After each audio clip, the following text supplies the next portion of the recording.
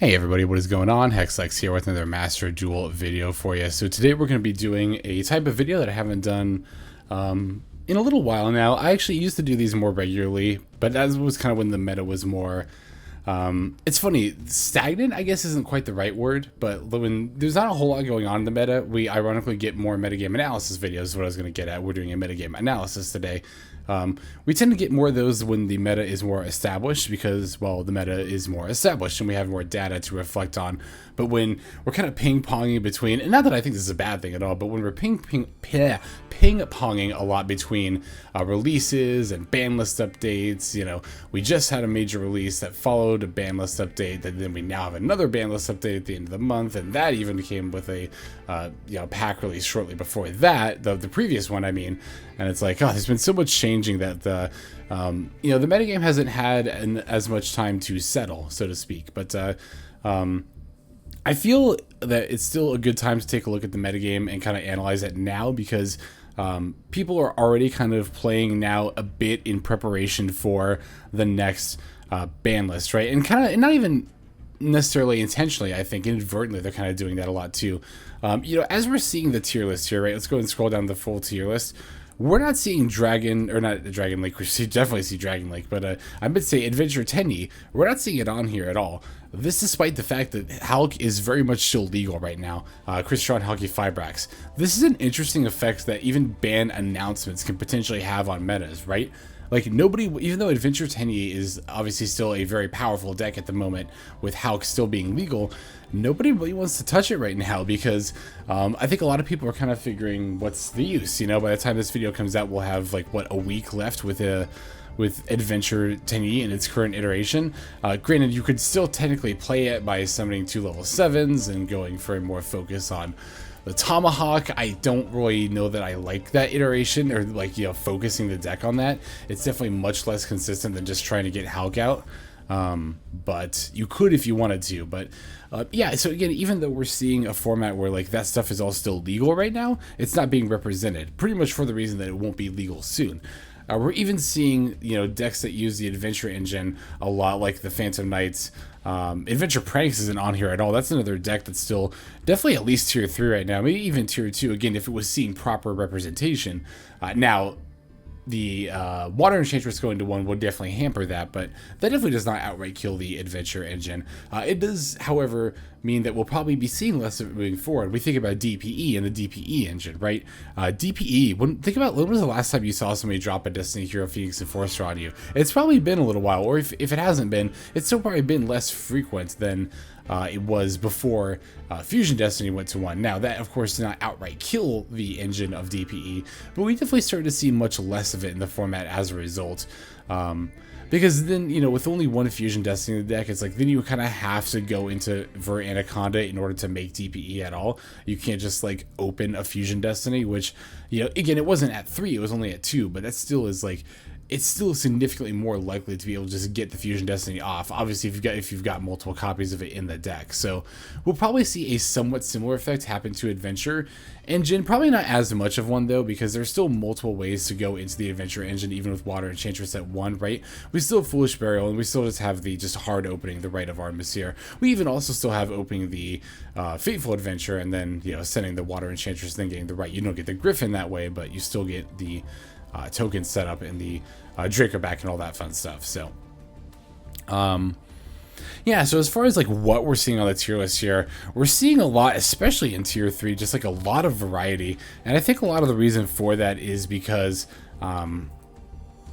people are more willing to experiment, not only with the previous ban list that just came out, but also the new one that's about to come out between these two, which are so close together, which again, I don't have an issue with. I think it's actually really cool because it allows for this kind of like unique, very fluctuating meta, which we haven't really seen in Master Duel up to this point. It's been rather stagnant, typically up to this point. Again, I was kind of talking, yeah, it's funny, I said before that it wasn't quite stagnant. Maybe that is actually the right word to describe it. I'm thinking back to the first 4 seasons, like pretty much the first half of the game up to this point, which is still wild to think about, because it feels like within the last 4 or 5 months a lot more has changed than the first 4 months, because not a whole lot was changing the first 4 months.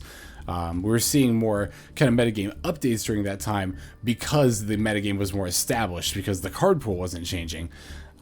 So, you know, the only things that were really changing were, you know, player tendencies. Now with the card pool changing very rapidly, very rapidly, you know, we're seeing more of a fluctuation in the decks being played. And again, that's why I think tier 3 has like such a wide lineup here. It's cool to see adding Nister so far up, though, I will say that.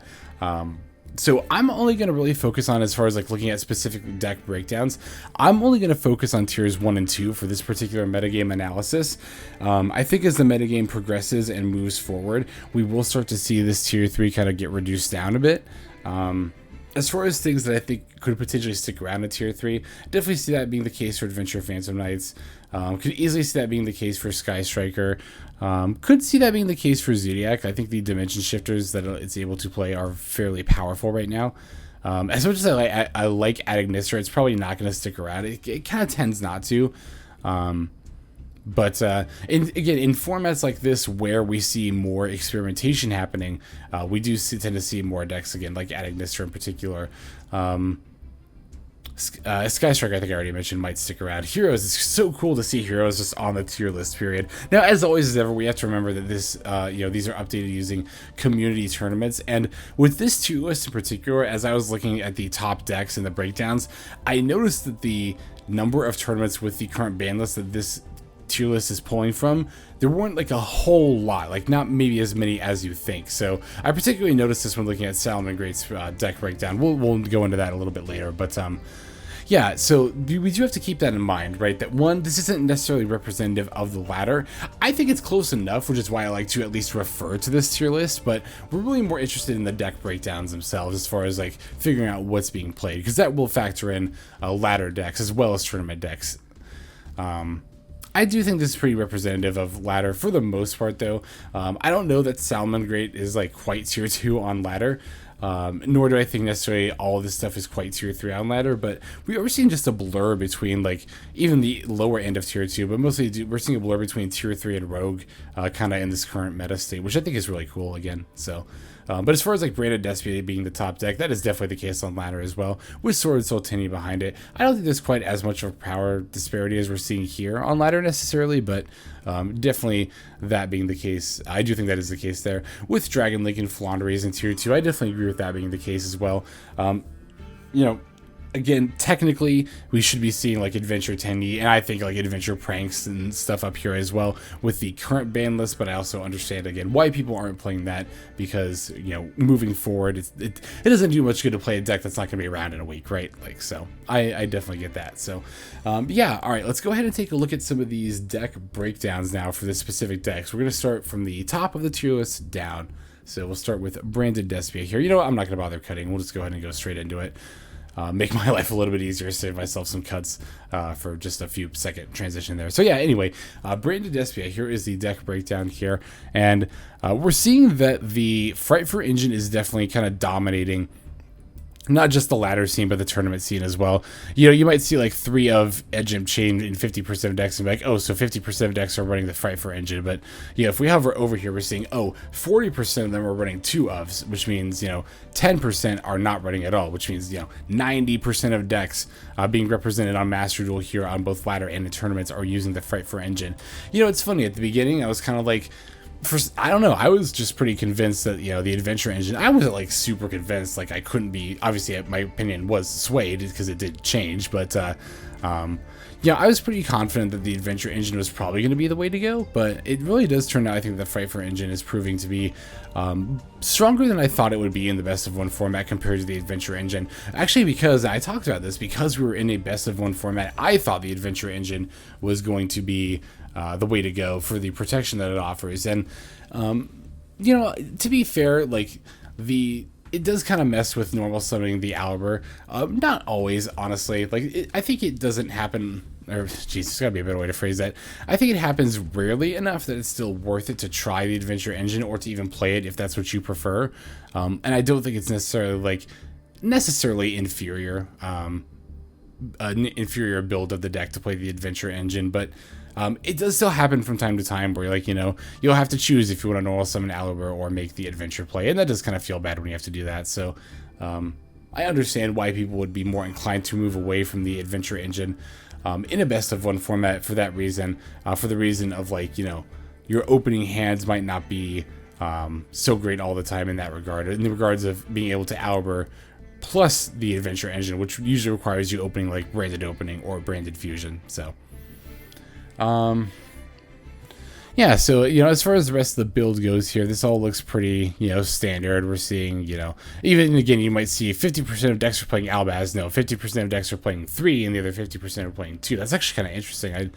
A third Albaz. I guess in a format where you're seeing a lot of mirror matches, this actually does make a lot of sense. That is actually something you do have to keep in mind as well when building these decks. You have to keep in mind like how specialized you want it to be, and you have to also keep in mind that the ratios of these decks are sometimes because of specialization for that reason. Like, I don't think normally if there were more of a distribution of decks, you would see 3 Fallen of Albaz being as frequent as 2 Fallen of Albaz, but I think specifically because we're in a format where there is a lot of branded Despia running around, we're seeing more Fallen of Albazes there. I mean, it's still a fine card, especially going second, right? Because it can fuse with any extra monster to go into the Mirror Jade, but I personally think I'd still run 2. I think 3 might be a bit much, but I can definitely see the appeal of it. Yeah, and just, all these other ratios make a lot of sense here. 0 of and 2%. I would love to see these 2% of Despia decks that are not playing branded and red at all. That's really interesting, actually. Again, here with the Fright for engine, we're seeing 10% of decks not using it, so that's a solid 90% of builds right now that are seeing using the Fright for engine. And even among those that aren't, they're not all adventure, because you got to figure there's the pure variants as well, pure Despia. So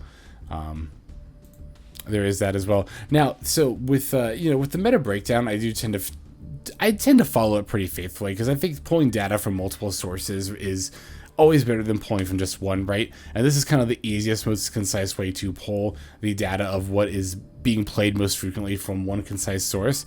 There are some times where I do kind of have differing opinions, I think, from the quote-unquote majority here, and I'm definitely in this 11% when it comes to Branded Lost, as far as not playing it. I'm not saying this card is bad. I'm definitely not saying this card is bad. I think this card is more than fine. It definitely offers really more advantage than protection is what you use it for. The protection is still nice, but it doesn't stop your branded fusion from getting hit by Ash Blossom, which is obviously the most one of the more important interactions to be able to stop. That is the case because Ash Blossom does not negate the activation of branded fusion. It just negates the effect. Branded Loss can only prevent cards from stopping the activation of your cards and effects that include an effect that fusion summons.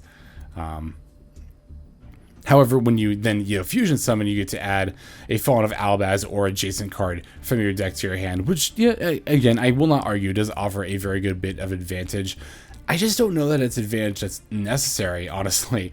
I think both the protection and the advantage are nice but not needed, which is why I have typically opted not to run Branded Lost in my builds.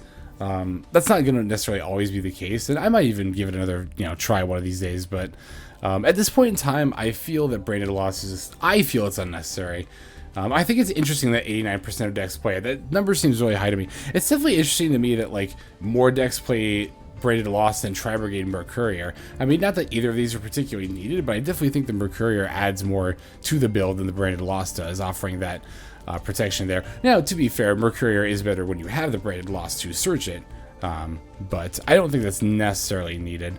Same with the Springin's kit, although the kit I can see cutting. I kind of like it as a quote-unquote fourth Albur. It does kind of come with the cost that you do have to have an extra card to get rid of, right? Kind of similar to opening branded opening. So in that way, it's kind of like you could think of it as a seventh Albur / branded opening, right? You also have the Springin's kit. But it's definitely not necessary by any means. I've actually been meaning to add Nibiru. Some comments pointed this out that in my current branded Despia with Fright for engine build, I'm playing the 3 Maxi, but I don't have Nibiru, which I really don't like doing that. I really would much prefer to have the ability to go into Nibiru if I'm playing, especially 3 Maxi. So I've kind of been debating what I want to cut from the build in order to include it. And at this point in time, I'm probably actually going to cut the Springin's kit. Just because I don't really use it too often, and it's really, again, only useful as an additional copy of stuff we're already playing, which we typically don't have that hard of a time of opening. So probably just going to end up cutting the kit there to include a Nibiru. I just like looking at the rest of these statistics too. It's just interesting to see what's all in the breakdown here. It's interesting to me that in particular we're not seeing more of the like Despian comedy. I thought this card was more or less like not a staple by any means, but I thought it was going to be, you know, at least a 50% of, but I actually, you know, and I even ended up cutting this card from my deck just because I didn't have room and I wanted to keep my build at 40 cards. But the Despian comedy I actually really like, just as extra protection, not only with the hand-based effect, but you can protect the Lubellion in particular with the graveyard-based effect. Stack the Lubellion to bring back the comedy. If it's being targeted by Valor or Imperm, then the Valor/Imperm will fizzle. The Lubellion will still resolve, and you can even put it back from the graveyard to the extra deck still, because it can put materials back from the graveyard as well as, you know, hand, field, banish, whatever else it is. In any case, Despian comedy I thought would see at least a little bit more play, but at the same time it's definitely not necessary, so it still makes sense. Allures are also fairly cuttable. I've thought about cutting the 3 allures that I'm playing as well to make room for not only a Nibiru, but also maybe to, if I was going to try Braided Lost again, I think I'd cut the allures and throw in some other tech cards. So that's kind of where I'm at with that right now, right? I like the allures for being able to draw me into more gas more consistently, and I think if I get to a spot where the format gets to a place where I want to tech more specific stuff, then I'll cut the allures, maybe include a Branded Lost, like I said, and then the other tech cards I'm just thinking of including. So, or you could even like play Spring Ant's Kit and then Branded Lost and then something else in place of the allures there. Those are probably the variations I would make to the deck personally. As far as the extra deck goes, extra deck seems pretty much mostly solved here, right? We're playing multiple Albions, multiple Lubellions, multiple Mirror Jades, multiple Masquerades, and then multiple Guardian Chimeras. So that's already 10 of your 15 cards of the extra deck right there. And then, yeah, the Corotus is definitely needed. The Dragostapelia is definitely needed. From there, it gets a little bit more like, you know, you can kind of pick what you want. I should probably include the Proskedian if I haven't already. I actually don't remember if it's in my current extra deck or not. I should know that off the top of my head, but I don't. But it's a nice option to go into sometimes. Then, of course, I like the Mud Dragon and Starving Venom Fusion for good Super Poly targets. If you're playing Super Poly, you want to play at least one of these. I prefer the Starving Venom if you're going to play only one, but yeah, and then of course Titanclad as well. Titanclad not just being good for sending, that was the 15th card I have. Titanclad, of course, not only being good for searching the Fallen of Albaz, but also just being a good beat stick that's immune to stuff for the turn. Sometimes you just need that. Sometimes you just need to fuse into that. So also can be a good, not just Super Poly target, but Fallen of Albaz in particular, kind of target to steal one of your opponent's monsters to fuse with. Nice to have that option. Alright, I think that's about all I've got to say about the breakdown for Branded Despia. So let's go ahead and move on now to Sword Soul Tendy. Yeah, like look at this. We're already seeing excuse me. We're already seeing in the Sword Soul Tendy decks that are being used in tournaments, only 35% of them are using Hulk. Like, yeah, people are definitely ready to move on. Not that I blame them at all, like by any means. I honestly am even a little ready to move on from Hulk Dawn. You know, I like Hulk a lot. Like, a lot. I'm not gonna lie, I liked Hulk-based decks a lot.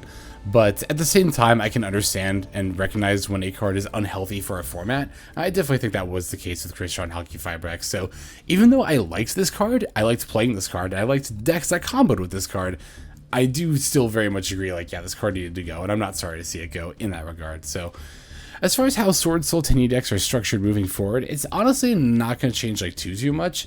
You know, we're still obviously playing all these same engine of like the Sword Soul and the Tendy stuff in particular, you know, 3 Ashina, 2 or 3, I like still like 3 Adhara, and then maybe though now with Halcyon you could get away with only 2, because a lot of Adhara's use was as an extra tuner. You could special summon to go into Hulk, so that's probably why we're seeing, because I know before it was closer like in the 80s or even 90% of running 3. I don't know if it was ever in the 90s, but at least in the 80s percentile of running 3 Adhara. Yeah, we're seeing 59%, and probably its number is going to keep going down too, because this is a little bit less needed. You'd still play 2 copies, I think, 1 or 2, probably 2, but definitely less needed, that special summoning a tuner off the bat moving forward. That has actually caused Sword Soul Tendy to lose on that kind of insurance play, right? if you open Adhara plus Moye plus a card to reveal off Moye, you could special the Adhara, normal the Moye, and then if your Moye got hit by a Veiler or an Imperm, at the very least you would still have the Hulk line to go into. So the deck does get a little bit weaker, but of the decks that lose Hulk, it definitely loses the least. Like, Sword and Soul Tendy was already one of the strongest decks using Hulk, and then even in losing Hulk, it loses the least of decks that were using Hulk. So Sword and Soul Tendy is definitely going to still be a strong contender moving forward. It's definitely tier 1, which I did think was going to be the case when I did my meta predictions. Not to toot my own horn, but toot. Just because Sword Soul Tendy like is such a consistent deck, and consistency is king in a best of 1 format. It really is. Like, it's the most important thing to have, I think. It's not the only thing that matters, and there are certainly decks that do things other than being consistent well enough that they can get away with being a little bit less consistent. But again, in a best of 1 format, the consistent decks tend to do better. Not always, but tend to do better, which is the case with Sword Soul Tendy as well. Yeah, I mean, if you look at the breakdown, like, we're not even really seeing the deck doing anything different. That's also one of the other things that Sword Soul Tendy really has going for it. Like, in most ban lists, like the last one, like, yeah, this most recent one lost Hulk, which again is a significant change that will significantly change how the deck is played. But, you know, most ban lists, Sword Soul Tendy kind of comes away unscathed because... or relatively unscathed, because even though it's strong, I don't think it's particularly doing anything unfair in and of itself, right? Like, the typical inboard is what, like, Chi Shao plus Baron plus Protos. That's strong, but it's not, like, impossible to break. It's one Omni Negate. I mean, yeah, the Calling Dark effects can be pretty devastating against certain decks. I can definitely see why Protoss got banned in the TCG for that reason. I'm starting to understand that a little bit more, but I don't think that necessarily needs to happen in Master Duel. I think it's fine right now. Yeah, extra deck, we're seeing, again, Sans Halkdon, more of the same stuff here, including now, of course, the new Sinister Sovereign, a very welcome addition. That's also one of the other reasons that, like, this deck is doing so well, even after losing a pretty powerful engine, is because it got another powerful boss monster to kind of replace it. So it's just kind of like, yeah, I don't know. It's just a very nice nice deck to fall back on, I think. I think for the extra moving forward, we're probably going to see, yeah, 3 of Monk of the Tendy a lot more, with the Halkdon engine not being around anymore. It's just always nice to have access to Monk of the Tendy at pretty much any given moment, just to be able to access that normal monster, to be able to use your Tendy stuff. Especially important now moving forward that we're now using the Tendy engine more for the cards themselves, as opposed to just using that as a means to go into Hulk and then Aurora on there. So otherwise, yeah, I don't think there's much else to say about Sword Soul Tendy, so let's go ahead and take a look at Dragon Link. Oh boy, Dragon Link. This is always a very intimidating deck breakdown to look at, because most Dragon Link decks, as you can see here are 60 cards. My variant was 45 cards, and that was considered like the slimmed down package, so you don't necessarily have to play 60 cards at all, but most variants tend to, and this deck can definitely get away with it pretty easily, because it's already got a lot of stuff it wants to be playing, but especially... setting up a massive graveyard, it can get, you can get a lot of advantage that way by setting up a lot of stuff in the graveyard. So as far as if you're looking to build this deck yourself, this is definitely one of those ones you kind of want to work your way like up, like from the top down, right? As far as, I guess particularly if you don't want to build a 60 card variant. You know, this upper stuff is considered more core, and then once you get down to here, like obviously the grass isn't needed if you're playing a 60, or if you're not playing a 60 card variant, and then stuff like, you know, the Levenier, the Starliege Sifrat.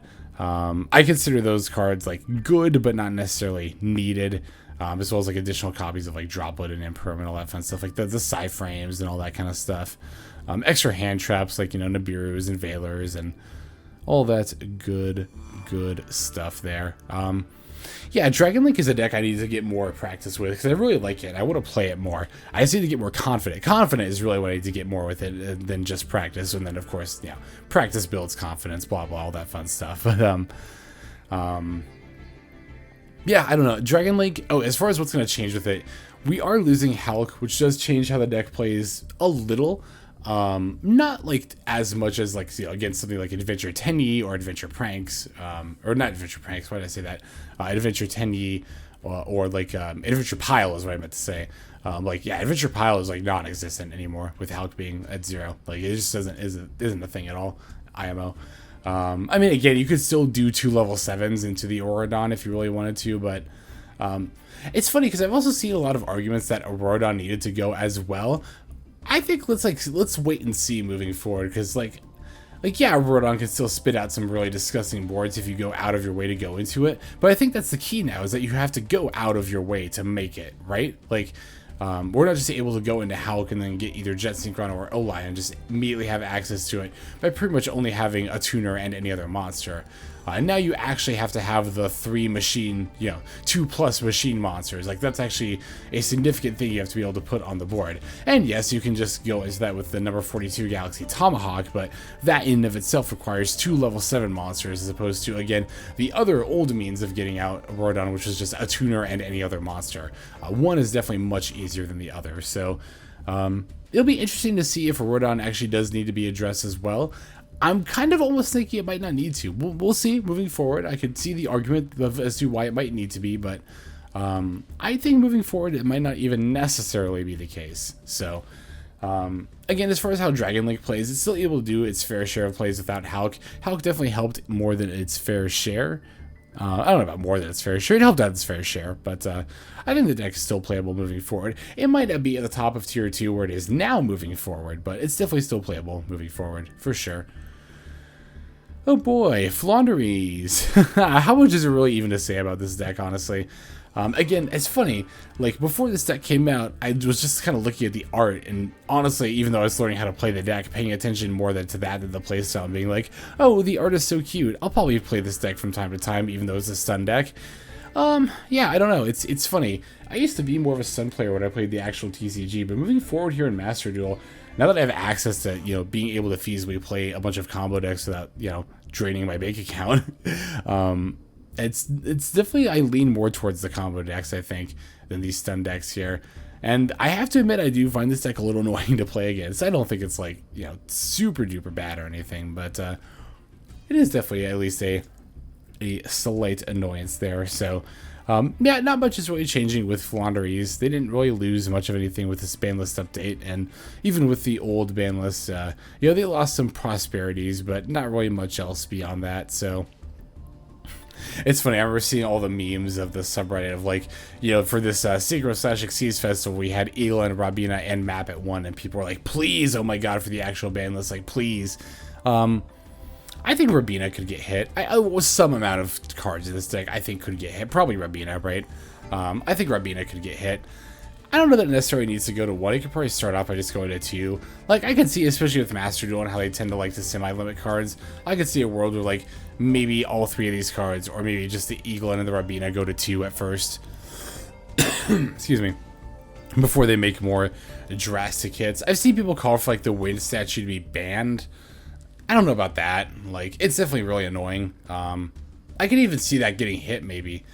Well, that's the thing, though. Barrier statue is, like, it's typically played as, like, a one of. Well, yeah, one of at 100%. So you would have to ban it. And I don't know that it's necessarily ban-worthy. Maybe. I could... It's one of those things, like, I could see the frustration of Barrier Statue. Does that mean it needs to be banned? I don't know that the answer is yes as a result, but I could see a world where maybe it does. I don't know. Yeah, I don't know. Like I said, I'm just looking over the build here, or like the breakdown here, and just even from my initial research into Flounderies when it came out a couple of months ago now, I'm not seeing too much different here. Extra deck obviously is mostly irrelevant. You almost never go into it, but as far as the main deck goes, like, yeah, it still seems like Flounderies is still just doing Flounderies things. So the last deck to take a look at is Salamand Great here, which it is interesting how much higher of a power level Salamand Great is now that the Gazelle is at 2. I don't know much about this deck, honestly. I've never played it. I've only played against it, like, I could count literally on one hand. It's probably been like 2, maybe 3 times I've actually encountered this deck on the ladder. So I personally couldn't tell you a lot about it. I can definitely tell that Gazelle is a powerful card, right? So I can definitely see how this card going from 1 to 2 bolsters this deck's power level. It was a surprise to see it boosted all the way up to tier 2 from, like, rogue status, though. I was definitely more than a bit surprised to see that. And I kind of alluded to this towards the beginning of the video, right? That there's not necessarily a whole lot of data to pull from all the time. And we're definitely seeing that here with, like, the... well, I mean, we're seeing a decent amount of, like...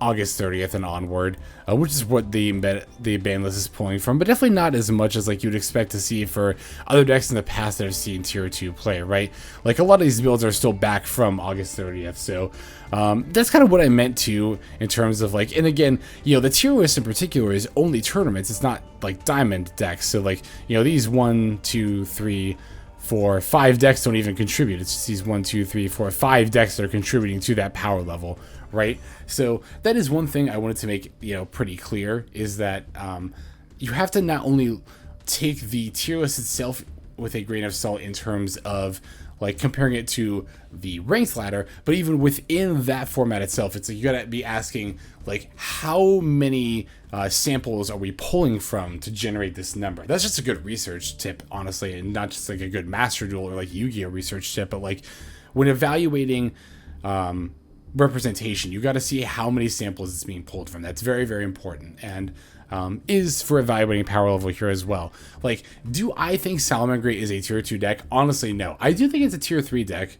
I also, again, don't know enough about the deck to maybe make a fair analysis of it, but I have a hard time, at least, believing it's a tier 2 deck right now. I'm not saying it's a weak deck. I'm not saying you can't hit Diamond 1 with this deck. I think you could definitely do that. I don't think that'd be... if you knew the deck well enough, anyway, if you were... if a good enough pilot is using it, I don't think that would be an issue at all.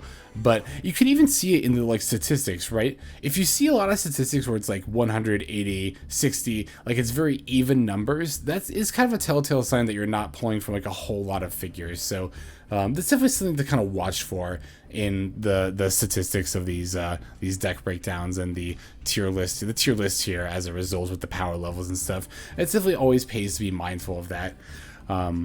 I think the other reason too we're seeing Salamand great here in tier 2 is just because Branded Despia is eating so much of the pie in and of itself, that when you have one deck that is eating a lot of the pie but is not like oppressively powerful, that's when you tend to see a lot of these other decks kind of come out of the woodwork. This is not what I would call a tier 0 format, because I don't believe Branded Despia is like a dominating deck. This is what I call a best deck versus every deck format. When Master Duel first started, I would consider that a Tri-Brigade versus everything else format, where like Tri-Brigade was far and away the best and most represented deck, but it wasn't so oppressive that the other decks didn't have a chance. And in that regard, it was almost like all these other decks were like fighting against Tri-Brigade. It feels that way with Branded Despia now, right? Like, you know, Branded Despia is again, it is the most represented deck by far, but is not oppressively powerful. It is not keeping other decks from seeing play by seeing so much play in and of itself, which is cool. Like, I am totally down for formats like this. In the future, we're going to have some actual tier 0 formats from just, you know, what I see and hear happening in the TCG and OCG, but that'll be a meta analysis for some point in the future. For now, though, I think I'm going to go ahead and wrap this meta analysis up. I love doing these videos, and I just love talking about the metagame in general. I find metagames in general just completely fascinating, so definitely let me know in the comments if you enjoyed this and would like to see more videos kind of like talking about metagames and stuff in particular. I've even thought about doing video essays where I talk about past formats, especially ones that I've personally played in, because I played competitive Yu-Gi-Oh!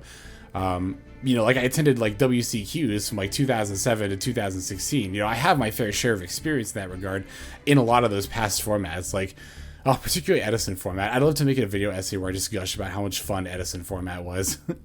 But in any case, without further ado, thank you for watching all the way to the very end of the video like this. I greatly appreciate that. I also greatly appreciate those of you who are commenting with that feedback, as well as those of you who are subscribing. That all not only means a lot to me personally, but also great ways to support the channel. And if you subscribe, that's the best way to get updates of when my videos drop, which does happen every single day. So you do get a daily Master Duel video out of me just for subscribing. But that is going to do it for today. So without further ado, this is XLex. I'm signing out, and I hope you guys have a fantastic day.